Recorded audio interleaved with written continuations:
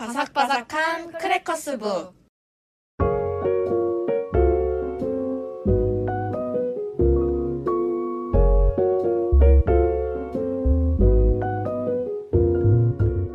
안녕하세요. 안녕하세요. 안녕하세요.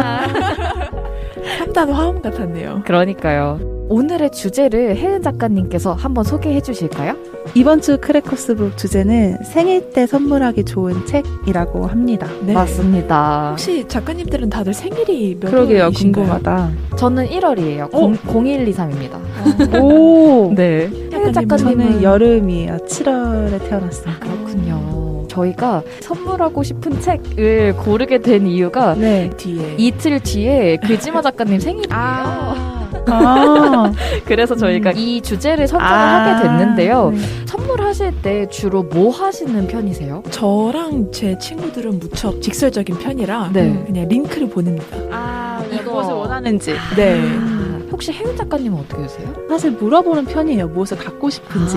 그리고 이제 보통 생일 선물까지 챙겨주는 사이는 더 친밀한 관계가 많을 수 있잖아요. 네, 그래서 네. 제가 생각했을 때 저 친구는 자신이 원하는 걸 받았을 때 만족도가 굉장히 큰 친구가 있고 아니면 뭔가 서프라이즈를 좋아하는 친구가 있기 때문에 네. 상대의 성향을 좀 파악해서 그리고 이제 또 서프라이즈 좀 더 좋아하는 친구들은 제가 이제 그 친구를 몰래. 생각하면서 주고 싶은 선물을 준비하죠. 되게 섬세하신데요. 네. 저 똑같은 말 하려고 했어요. 네, 그러면은 오늘의 주제에 맞춰서 혜은 작가님부터 청취자분들에게 소개드릴 책을 얘기해 주실까요?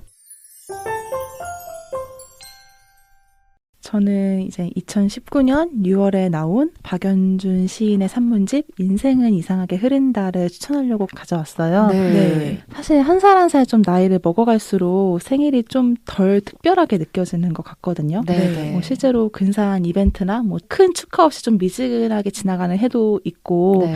그런가 하면 또 예상치 못한 방향으로 인생이 흘러가고 있거나 뭐 체감하게 되는 날도 있는데 이제 한 살 먹어가면서 저 같은 경우는 사실 책방을 하게 될 줄 몰랐고 요즘처럼 인생이 이상하게 흐른다고 생각한 적이 없어요. 네. 근데 이제 생일을 맞이하고 나이를 먹을 때 이렇게 내 주변에 변해가는 모습들을 지켜보면서 읽을 수 있는 책이 뭐가 있을까 생각했을 때 이제 인생은 이상하게 흐른다라는 책을 추천하고 싶어서 네. 가져왔는데요. 네. 이 책은 뒷표지를 보시면은 숨쉬듯 자연스럽게 되는 대로 즐겁게 그렇게 우리는 가벼워지고 삶은 말랑하고 행복해진다라고 돼 있어요. 네. 그 삶을 바라보는 저자의 다정하고 좀 부드러운 시선을 느낄 수 있어서 네. 읽다 보면은 좀 덩달아서 마음이 차분해지고 편안해지더라고요. 그리고 사실 숨쉬듯 자연스럽게라는 말이 쉽게 들리면서도 좀 어려운 자세잖아요. 그죠. 저도 좀 보통 계획이나 어느 정도 긴장이 뒷받침되어야 안심하는 타입이어서 그런 걸 잘 못하는데 뭔가 코로나가 종식되어도 저희는 이제 포스트 코로나 시대에서 생일을 맞이해야 하잖아요. 네. 좀 그럴 때 우리들에게 좀 홀가분한 위안이 되는 책인 것 같아서 요 산문집을 가져와 봤습니다. 표지가 굉장히 독특해요. 약간 네. 연두빛 컬러에 되게 약간 졸라맨 같은 굉장히 귀여우신 동그라미에 손을 들고 발레하듯이 서 있는데 맞아요. 박연준 시인님이 또 발레를 즐겨 그래요? 하시고요. 그래서 안에 이제 일러스트가 사이사이 끼어 있는데요. 네. 되게 뭔가 춤을 추듯 흘러가는 듯한 사람의 모습이 이렇게 들어가 있습니다. 그렇다면은 이제 시인분의 의도가 굉장히 잘 들어간 표지이지 않을까 싶은데 혜은 작가님이 정말 잘 얘기를 해주신 것처럼 진짜 이상하게 흐르고 있는 시대이기도 해서 어떻게 보면은 우리가 어떻게 적응해야 될지에 대해서 책에서 한번 찾아보시는 것도 어떨까 하는 생각이 듭니다. 저는 아까 소개해주신 문구 중에서 네. 뭔가 인생이 어떻게 했을 때 말랑말랑해진다라는 게 되게 인상적으로 다가왔던 것 같아요. 말씀하신 것처럼 네. 그러니까 인생이 이제 말랑해지고 행복해지기 위해서는 어느 정도 내가 불확실한 날들이나 예측할 수 없는 미래를 불안해하는 그 마음을 좀 내려놔야 되는 것 같아요. 그러니까 내가 한마디로 긴장을 좀 덜하고 살아야 내 삶도 이제 딱딱해지지 않고 어느 정도 그 유연함을 의연하게 받아들일 수 있는 그런 틈이 생기는 것 같거든요. 뭔가 되게 피곤한 일상에 지친 분들에게 딱 어울릴 만한 선물이 아닐까 생각을 맞아요. 해봅니다. 그러면 이번 수업에 맞춰서 제가 책 추천을 해볼까요? 네. 네, 저는 이번 주제에 맞춰서 따뜻한 식사라는 책을 가져왔는데요. 네. 글쓴이는 강하라님 그리고 심채윤님 이렇게 되시는데 두 분이 부부신 것 같더라고요. 그래서 껴안음이라는 출판사를 내셨고 또 표지에 보면은 되게 까만 뭔가 도형이 그려져 있는데 그게 네. 출판사 내신 껴안음을 도형화한 거라고 하더라고요. 네네. 그래서 제가 산 책은 대략 거의 한 3만 원 정도가 되는데 최근에 개정판을 내셨는지 일러스트 작품은 빼고 따로 제작을 다시 하셨더라고요. 그래서 이 책은 아마 아시는 분들은 아실 수 있겠지만 제가 2020년 연말정산에서 정말 좋아하는 책으로 꼽았거든요. 네. 그래서 그때 무슨 열변을 토하듯이 막 이 책이 말이에요. 막 그랬던 게 기억이 나는데 이 책은 단순히 말하면 레시피북이라고 할 수 있는데 네. 그 안에 실제로 거래를 주고받았던 경험이 있는 농부분들 60여 분의 이제 네. 연락처와 그 맛이 어땠는지가 오. 담겨 있어요. 네. 그래서 뭐 한라봉은 제주에서 시켜 드시고 뭐 어떤 나물은 목포에서 이렇게 다 온갖 산지에서 난 거를 사서 드시는데 네. 그냥 딸기나 당근 이런 것조차 그렇게 직접 연락을 통해서 만나신 분들의 음식은 네. 시중에서 파는 거랑 음식 맛이 비교할 수가 없다고 하더라고요. 음. 책을 아마 보시면 아시겠지만 여백이 무척 많아요. 왼쪽과 오른쪽에. 네. 그래서 그거는 이제 책을 보면서 따라하실 분들이 메모할 공간이 만약 부족하다면 예, 그렇게 적으면서 나만의 레시피북을 만들었으면 좋겠다는 생각으로 그렇게 일부러 디자인을 하셨다고 하더라고요. 네. 종이책 활용법이죠. 네, 맞습니다.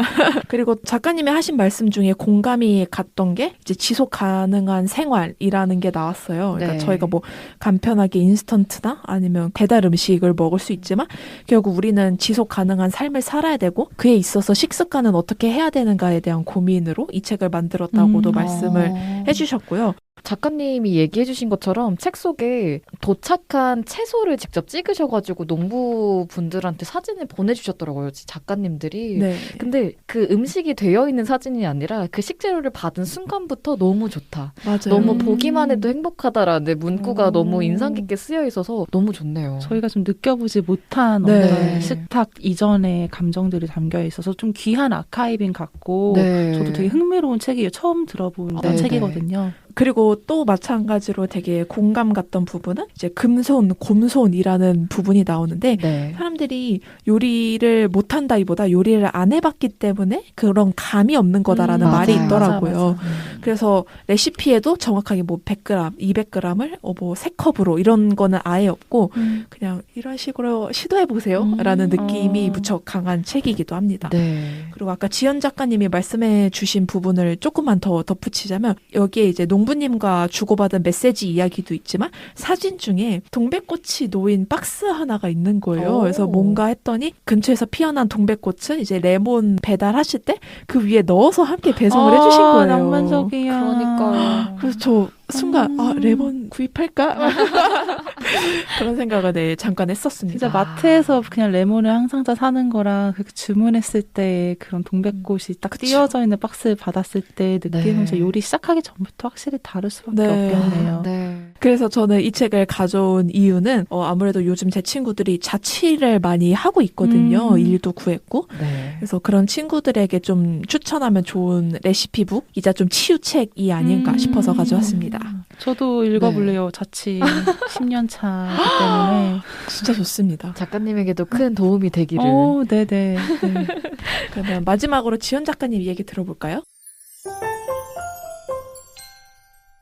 저 같은 경우에는 제가 친구한테 선물을 해준다면 이런 책은 어떨까 하고 생각했던 책을 갖고 왔는데요. 네. 바로 올리버 섹스가 짓고 조석현 님이 옮기시고 이정원 님이 그리신 알마 출판사의 아내를 모자로 착각한 남자입니다.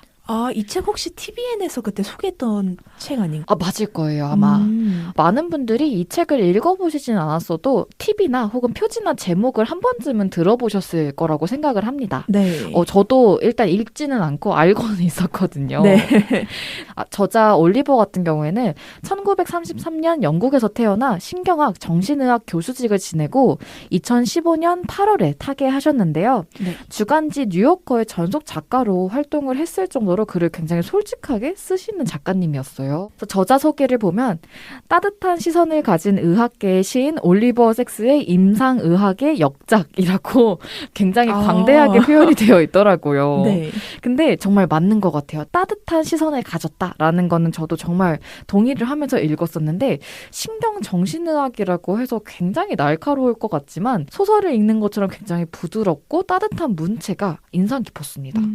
저도 잠깐 이제 후루룩 훑어봤는데 네네. 안에 내용 보고 소설인가 싶었던 것 같아요. 사실 저도 처음에는 소설인가 싶었는데 네. 이 책은 소설이 아니라 에세이입니다. 그래서 자신을 찾아온 가벼운 증상의 환자들부터 완전히 격리될 정도의 중증 질환자까지 자신이 보아온 이야기를 써낸 책인데요. 어떤 질병이 있다고 해서 그 안에서 국한되는 게 아니라 그 한 사람에게 집중하고 주변 환경을 둘러보는 등 선입견을 갖지 않는 의사로서 혹은 한 사람으로서의 모습이 여실히 좀 드러나 있는 책이라서 마음이 굉장히 푸근해지는 책이었어요. 그래서 저는 청취자분들도 책 선물 뭐 할까라고 했을 때 저는 이 책을 꼭 추천해 드리고 싶습니다. 되게 뭔가 친구들에게 추천해주면은 느끼는 바도 크고 되게 좋은 책이 될 것 같아요. 네, 그랬으면 좋겠어요. 네. 청취자분들도 꼭 한 번씩 읽어보시면 좋을 것 같습니다. 네. 생일에 선물하기 좋은 책으로 저희가 추천을 드려봤는데요. 사실 선물이라는 게 꼭 물성이 있는 것뿐만 아니라 마음이 어쨌든 잠겨있기 때문에 약간 책이라든지 혹은 어떤 물건이 되더라도 그 마음만 잘 전달될 수 있도록 전해주시면 너무 좋을 것 같아요. 따뜻한 식사고 읽어볼 거고 기회가 된다면 또 저희 책방에 입고를 해서도 추천할 수 있으면 좋을 것 같습니다. 네. 그러면은 더 많은 소식을 저희는 그러면 기대해 보면서 다음 주에 또 찾아뵙도록 하겠습니다. 네, 감사합니다. 감사합니다. 감사합니다.